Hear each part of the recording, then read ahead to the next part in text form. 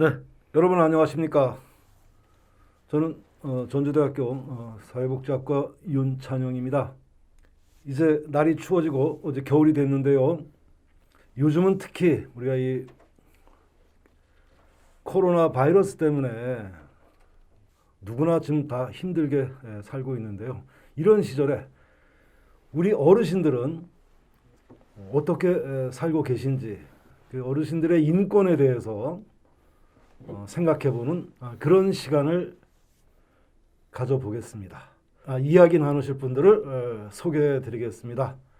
어르신들을 모시는 노인복지 현장에서 고군분투하고 계시죠. 안골 노인복지관 박주종 관장님 나오셨습니다.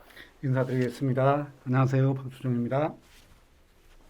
오늘 이렇게 의미 있는 시간을 마련해 주셔서 감사하고, 이런 시간을 통해서 어르신들이 이 땅에서 어떤 모습으로 살아가셨으면 어르신답게 사는 건지가 좀 얘기되어지는 이런 시간이 됐으면 좋겠습니다. 네, 그리고 우리 지역의 인권 현장에서 항상 뵐 수 있는 분입니다. 인권 전문가라고 할 수 있는 우리 황지영 옹호관, 한번 소개해 주시죠. 예. 네, 안녕하세요. 지금은 전주시에서 전주 시민의 인권 보호와 증진을 위한 노력을 하고 있습니다. 황지영입니다. 반갑습니다. 김수돈 편집인 나오셨습니다. 평화동마을신문 편집인 김수돈입니다. 예, 자 이렇게 훈훈하네요. 네, 밖에 아주 추운데. 좋습니다. 우리 흔히 인권 하면은 왜 뭐 장애인들 또는 뭐 요즘 많이 사건이 나오고 있습니다만은 뭐 아동 학대에서 아동 또는 여성 이제 뭐 그런 분들의 인권에 대한 이야기는 그동안 많이 했었는데 사실 노인 인권은 크게 주목받지 못했던 게 사실 아닌가 이런 생각이 드는데요. 어떻습니까?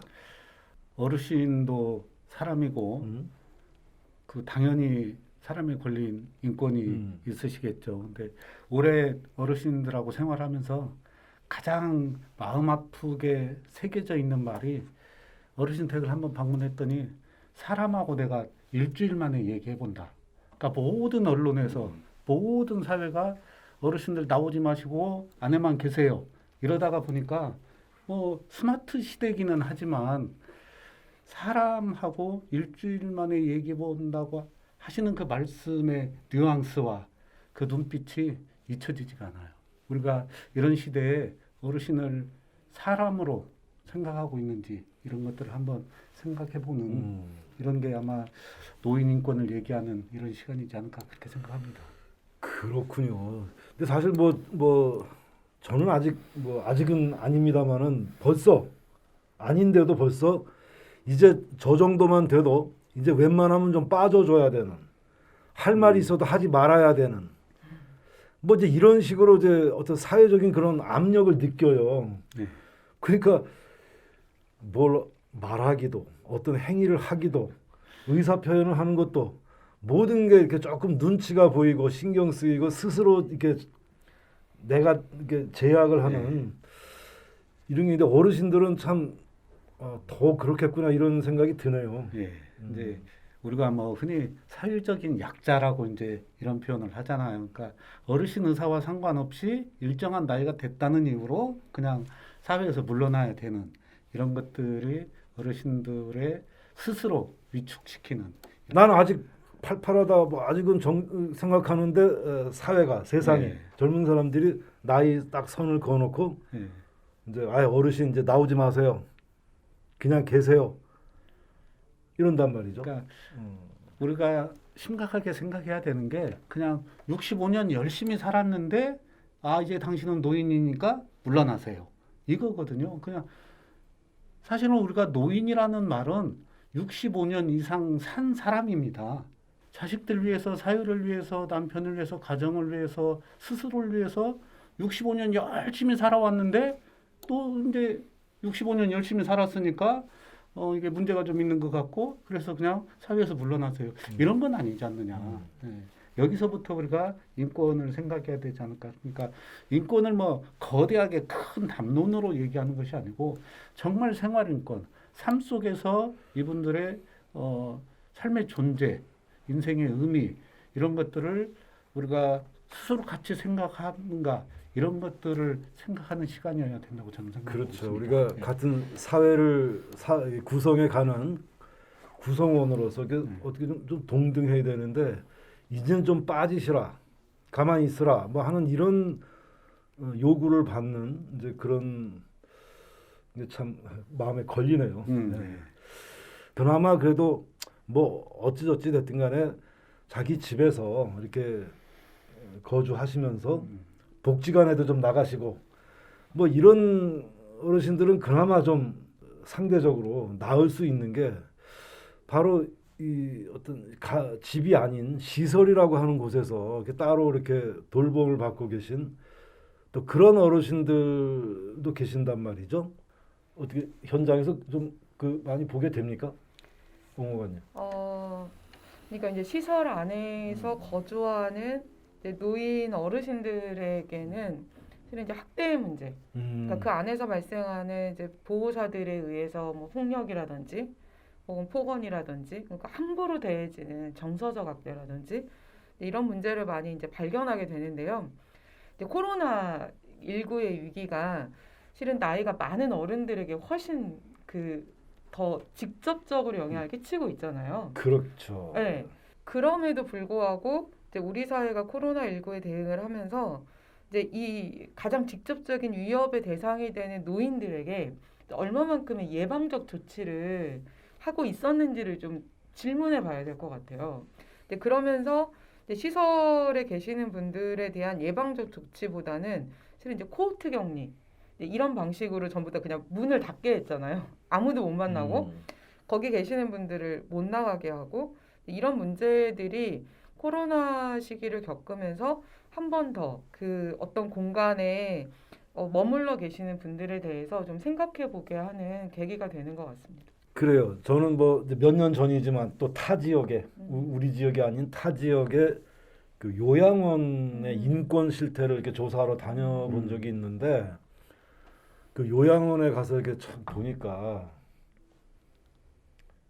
그냥 저 자신부터가 이렇게 좀 서러워지고 막 그러니까 아주 그 민감한 그 인권의 문제가 눈에 보이는데도 현장에서 일하는 분들도 또 심지어 보호자가 되는 그 가족들도 그다지 그렇게 뭐 신경 안 쓴다 그럴까 이제 이런 걸 보면서 맞아요. 인간의 어떤 이 인생의 발달 단계 마지막 단계인데 마지막 단계에서 우리가 같은 사람이고 먼저 산 선배인데 이렇게 대접을 하는 건가 하는 참 그런 느낌을 받은 적이 있는데 지금은 어떤가요? 대개 이제 시설에서 크게 다른 것 같지는 않은데요. 그러니까 요양원은 그래도 사회복지 서비스가 주어지는 곳이잖아요.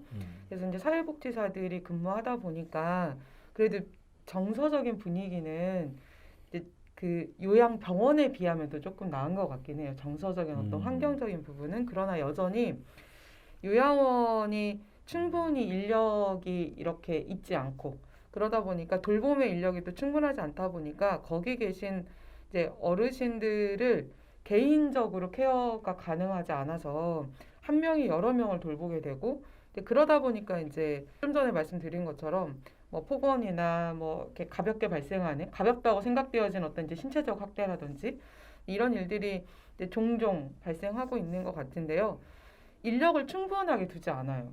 그래서 한 병실에 요양보호사가 돌봐야 되는 이제 그 어르신들이 굉장히 많거든요. 그러니까 정말 1대1로 어떻게 케어하고 이럴 수 있는 게 아니고 그냥 먹는 게 힘들면 이제 뭔가 이렇게 의료적 처치를 통해서 그냥 생명을 연장만 시킨다라고 하는 이제 생각이 이제 여전히 좀 들게 하는데요. 이제 그렇게 보면 우리 사회가 말씀하신 것처럼 그러니까 그동안 사회적 기여를 하고 가족들에게 기여를 한 이 노인들의 문제에 대해서 얼마만큼 인권적인 측면에서 접근하고 있는가라는 질문이 계속해서 좀 필요한 것 같아요. 이런 그 여러 가지 측면에서 좀 취약한 그런 어르신들을 우리가 뭐 대신해드리는 것도 아니고 그것보다는 사실 노인들 스스로가 이게 잘 적응할 수 있도록 어떤 노인의 역량이라고 할까요? 뭐 이런 걸 좀 강화시켜 드리면서 또 세상이 또 노인들을 가 이렇게 수용적으로 같이 함께 할 수 있는 이런 분위기를 만들고 이러는 게 이제 어떻게 보면 노인 복지가 그러죠. 예. 해야 될 일일 것 같은데 맞습니다. 예. 그 과정에서 노인의 인권을 생각한다는 거 매우 중요할 것 같아요. 먼저 생각해야 되는 것들이 존재의 인정입니다. 사람이 거기에 있다. 노인이 거기에 있다. 그러니까 노인은 사람에서 벗어난 거예요. 사람은 없고 노인만 있는 거죠. 그래서 인권의 시작은 그 존재 자체로 인정하는 거에서 시작을 하고 이제까지 우리가 이제 저희 제도권의 사회복지 영역에서 생각했던 것들이 효율성, 효과성이었단 말이에요.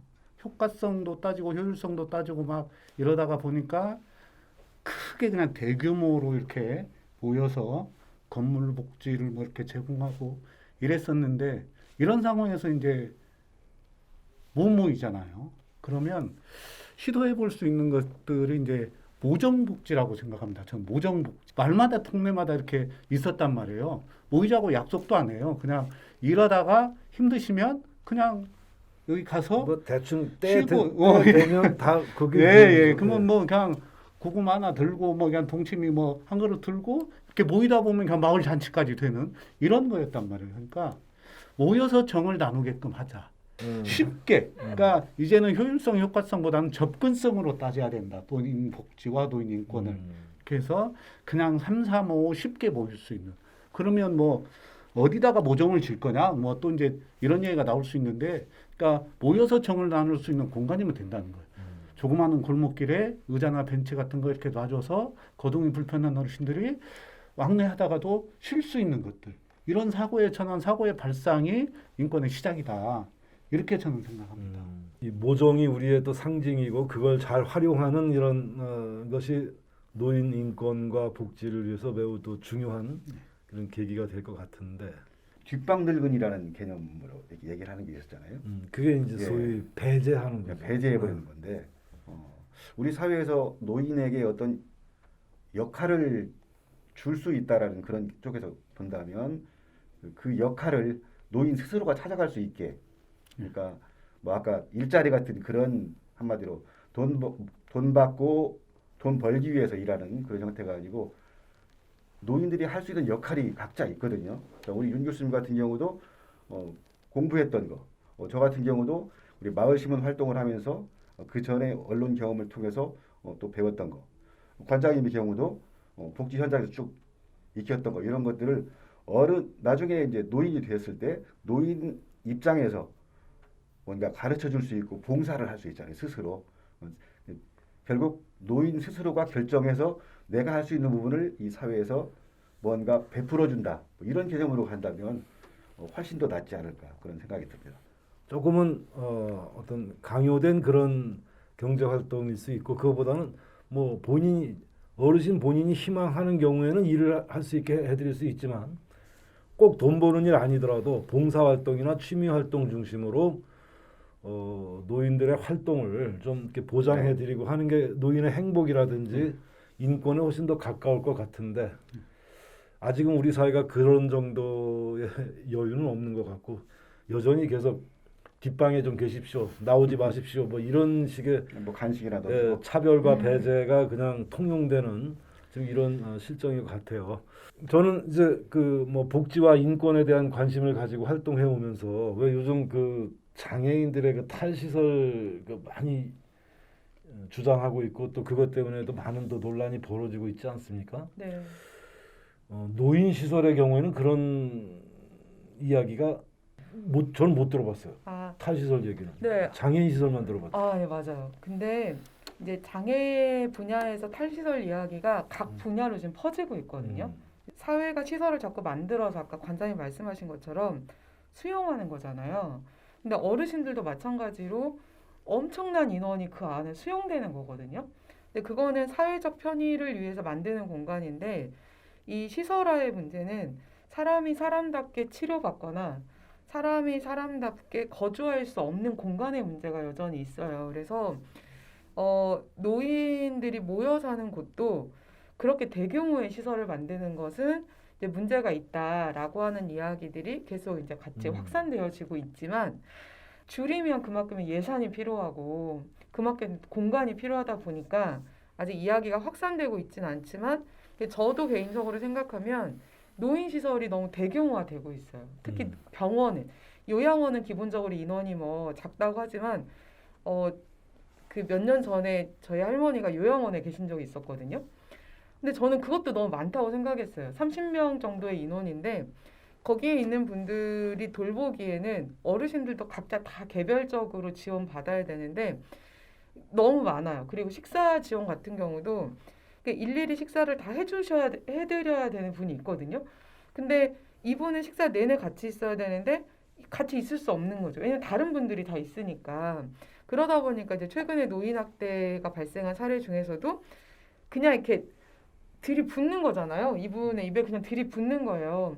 그러니까 남들이 보면 되게 분노하겠지만 그 현장의 시스템이 개선되지 않으면 인원을 줄이고 돌볼 수 있는 인력을 더 충원하지 않으면 계속해서 반복할 수밖에 없는 거죠. 우리 사회가 노인을 보는 관점을 바꿔야 되는 거죠. 맞습니다. 그러니까 사람이 산다는 것에 어떻게 살아야 되는지에 대한 가치가 세워져야 나이가 들어서도 이분들이 어떻게 살아야 되는지, 그러니까 돈의 논리를 떠나서 특히 노인분들은 돈이 있는 분들이야 사실 뭐 다 돌봄을 받을 수 있는 여력이 있잖아요. 근데 또 그렇지 않은 분들은 집에 있으면서도 여전히 일하지 않으면 안 되는 분들이 계시는 거고 또 병원비가 없어서 이렇게 병원을 가는 것도 되게 어려운 분들이 있고 치료를 못 받아서 이제 그렇게 사시는 분들도 있고 뭐 겨울이 되면 또 난방비 걱정하시는 분들도 있고 이게 빈곤의 문제가 너무나 급격하게 나뉘어져 있기 때문에 최근에 이제 우리 기본소득 얘기 많이 하잖아요. 그러니까 어르신들에게도 이런 기본소득이 전제가 된다면 실은 내가 그거에 조금 더 하거나 아니면 그것만 가지고 생활하거나가 되는 거잖아요. 그러니까 이제 그런 관점과 사회적 가치가 좀 함께 바뀌어야 되는 것 같습니다. 예. 아울러서 저희 탈시설 관련해서 조금 네. 더 이렇게 말씀드리고 싶은 게 사실은 이게 탈시설은 어디서 사느냐의 얘기였거든요. 근데 우리가 조금 더 한 걸음 더 나아가 보면 어떻게 사느냐를 생각을 하고 어디서 살 것인가를 정해야 된다고 생각합니다. 아까 이제 모정복지 얘기를 말씀드렸는데 두 번째로 말씀을 올리고 싶은 것이 다정복지입니다. 다정복지. 다가가서 정성을 다하자는 거죠. 저희가 이제 시스템 복지를 제공하면서 노인들에 대해서는 맞춤 돌봄이라는 이런 서비스를 제공하고 있습니다. 근데 그것을 한번 생각해 봐야 되는 게 어르신들은 이제 조금 거동이 불편하고 신체적으로 약하신 분들, 정서가 좀 약하신 분들을 아예 그냥 집 밖으로 못 나오게 하는 거예요. 내가 갈라니까 그냥 당신은 그냥 거기만 있어, 집에만 있어, 나오지 마, 위험하니까. 그렇게 하고 요양보호사가 가서 모든 걸 싹 해줘 버려요. 어르신의 삶이 없는 거예요. 우리 혹시 여기에도 요양보호사가 어르신을 좀 이렇게 휠체어를 이용해서 산책하는 거 혹시 보셨어요? 아마 많이 못 보실 거예요. 그러니까 어떻게 해서든지 다가가서 정성스럽게 해서 나오게 만들어야 되는데 집 밖으로 나오고 사회 일원으로 살 수 있게 이렇게 해야 되는데 시설이라는 곳에 가두고 또 조금 더 세부적으로 들어가면 살던 집에 그냥 가두고 그러니까 맞춤 돌봄이라는 이유로 그렇게 해서 우리가 사회적인 존재이고 사회적인 관계를 어떻게 유지시켜드리고 회복시켜드릴 것인가 이런 관점에서 탈시설도 봐야 된다. 지금 우리가 아마 법정 의무나 이런 교육이 있어서 여성 그 성차별에 대한 그래서 뭐 성희롱 예방 교육, 성폭력 예방 교육 이런 그 여성 부분에 대해서는 그래도 좀 많이 인식들이 바뀌고 있고 최근에는 장애 인식 개선 교육도 이제 각 학교나 직장에서 이렇게 받고 있는데 지금 말씀 들어보니까 노인에 대한 이제 인식 개선에 대한 교육도 이제 필요하네요. 맞습니다. 그래야 이제 뭐 노인의 어떤 인권, 사람다운, 인간다운 삶 이런 걸 얘기할 수 있을 것 같아요. 이야기를 좀 마무리하는 차원에서 우리가 이제 어르신들의 인권, 노인 인권을 이제 어떻게 해야 되는지 마무리 발언으로 좀 한 말씀씩 해주실까요? 어떻게 누가 먼저? 예. 앞서서도 말씀을 드렸는데 요즘 시대야말로 아까 말씀드린 노마지지의 시대다. 어르신들을 그 존재 자체를 인정하는 거는 인사하는 거라고 생각합니다. 요양시설을 됐건 어디가 됐건 동네가 됐건 인사를 하지 않아요. 무시하는 거죠. 사람 취급을 안 하는 거죠. 그래서 어르신이 여기에 존재하고 있다는 것을 인정하고 그리고 세대별 통합을 할 수 있게 어르신들을 옆에서 잘 서포트해 드리고 그리고 그것을 통해서 어르신이 가장 중요한 민주시민으로서의 공동체의 삶에 녹아들 수 있는 이런 것들을 사회와 우리 모두가 만들어주는 게 저는 노인인권의 핵심이다. 네. 이렇게 생각합니다. 오관님. 네. 관장님 방금 말씀하신 거에서 시설에 거주하는 노인들이 배제되지 않게 하는 것. 그래서 아프고 치료를 받는 것도 대규모의 시설에서가 아니라 내가 원하는 장소에서 예, 조금 더 내 삶의 질이 보장되는 공간에서 그리고 더 적은 인원이 각자 개인별로 치료를 받을 수 있고 이제 그런 환경이 좀 필요한 것 같고요. 그런 환경을 만들기 위해서 그냥 노인들을 그냥 삶을 연장하기만 하는 존재가 아니라 그러니까 각자 자신의 어떤 삶의 욕구가 있는 존재로서 인정하는 사회적인 분위기가 좀 같이 필요하지 않은가라고 하는 생각이 좀 듭니다. 마무리 단계지만 한 가지 예를 들어서 말씀드릴게요. 지난번에 우리 평화동 마을신문에서 스마트폰 영상 교육을 했어요. 현수막을 걸어놨더니 어르신이 한 40명 정도가 이렇게 지원을 하셨어요. 다른 젊은 분들보다 어르신들이 훨씬 더 많은 관심을 갖고 와서 적극적으로 배우는 거예요. 그걸 보면서 느낀 것이 지금 이 디지털 시대라고 하는데 스마트폰 하나를 이용하는 것에도 굉장히 많은 관심을 갖고 있고 스스로 하시려고 하는구나. 적극적이다라는 것을 느꼈습니다. 그래서 저는 노인들이 주체적으로 자기가 결정을 해서 자기 분야를 찾아나가는 그런 노력 굉장히 중요하다. 노인의 주체적인 자기 인권에 대한 자기 결정. 그것이 중요하다. 저는 그렇게 생각을 해봅니다. 예, 자기 결정. 예, 흔히 인생의 전 과정을 네 글자로 표현해서 생로병사라고 합니다. 그 중에 생로의 단계에 와 계신 분들을 우리가 노인이라고 부르는데 누구나 노인이 되는 거죠. 우리의 미래입니다. 노인의 삶은 곧 우리의 미래이기 때문에 노년기에 노인으로서의 삶을 어떻게 살아야 되고 어떻게 인정하고 대해 드려야 되는지 이런 부분에 대해서 좀 우리의 인식을 환기하는 것이 노인 인권을 생각하는 첫 걸음이 아닐까 하는 생각을 해보면서 오늘 아주 귀중한 말씀 두 분 그리고 함께해 주신 우리 편집인까지 말씀 잘 들었습니다. 함께해 주신 여러분 고맙습니다. 감사합니다.